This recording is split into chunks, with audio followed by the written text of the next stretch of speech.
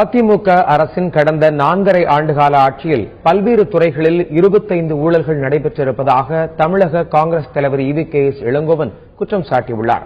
சென்னை சத்தியமூர்த்தி பவனில் இன்று செய்தியாளர்களை சந்தித்த அவர், அதிமுக அரசு ஊழல் செய்திருப்பதாகவும், இது தொடர்பாக ஆளுநரிடம் கடந்த மே மாதம் புகார் மனு அளித்தும் இதுவரை நடவடிக்கை எடுக்கப்படவில்லை எனவும் தெரிவித்தார். எனவே ஊழல் புகார்களை ஆதாரங்களோடு இன்று புத்தகமாக வெளியிட்டுள்ளதாகவும் அவர் குறிப்பிட்டார். ஊழல் 23 மீனவர்களுக்கு வழங்கப்படும் டீசலில் ஊழல், 24 ESI மருத்துவமனையில் ஊழல், 25 பொது விநியோகத்துறையில் ஊழல், 26 தோட்டக்கலை துறையில் சொட்டு நீர் சாகுபடிக்கு தருகின்ற மானிய தொகையில் மிகப்பெரிய ஊழல் நடந்திருக்கின்றது. இது நடந்திருக்கின்ற ஊழல்களில் ஒரு சிறு பட்டியல் தான். இன்னும் அதை பற்றிய மற்ற துறையில் நடக்கின்ற ஊழல்களை பற்றியும் நாங்கள் விவரங்கள் எடுத்துக் கொண்டிருக்கின்றோம். அதையும் விரைவில் வெளியிடுவோம்.